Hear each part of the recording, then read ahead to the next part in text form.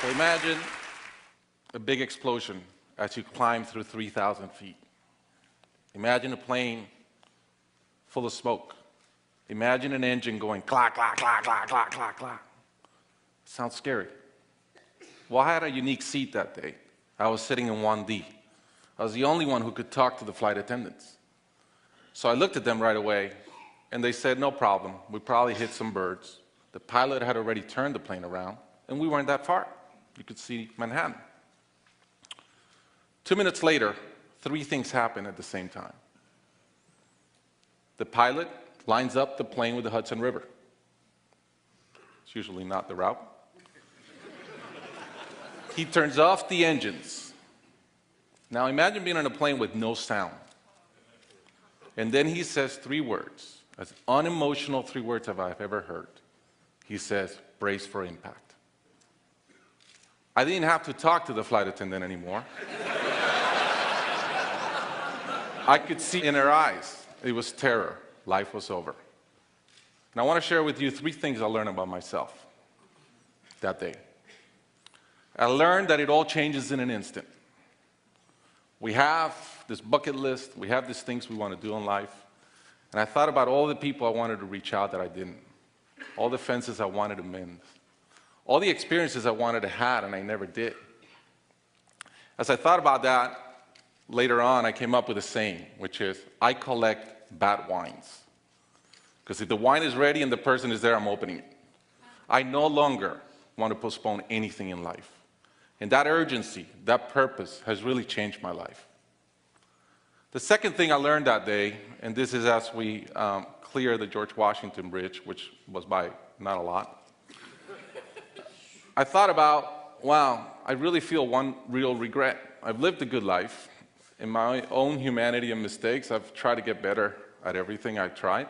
But in my humanity, I also allow my ego to get in. And I regretted the time I wasted in things that did not matter with people that matter.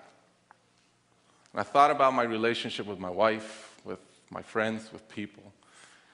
And after, as I reflected on that, I decided to eliminate negative energy from my life. It's not perfect. It's a lot better. I've not had a fight with my wife in 2 years. It feels great. I'm no longer trying to be right. I choose to be happy. The third thing I learned, and this is as your mental clock starts going 15, 14, 13, you can see the water coming. I'm saying, please blow up. Right? I don't want this thing to break in 20 pieces like you've seen in those documentaries. And as we're coming down, I had a sense of, wow, dying is not scary. It's almost like we've been preparing for it our whole lives. But it was very sad. I didn't want to go. I love my life. And that sadness really framed in one thought, which is, I only wish for one thing. I only wish I could see my kids grow up. About a month later, I was in a performance by my daughter, first grader, not much artistic talent, yet.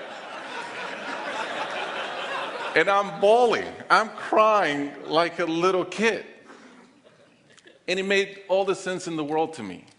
I realized at that point, by connecting those 2 dots, that the only thing that matters in my life is being a great dad. Above all, the only goal I have in life is to be a good dad. I was given the gift of a miracle of not dying that day. I was given another gift, which was to be able to see into the future and come back and live differently. I challenge you guys that are flying today. Imagine the same thing happens on your plane, and please don't.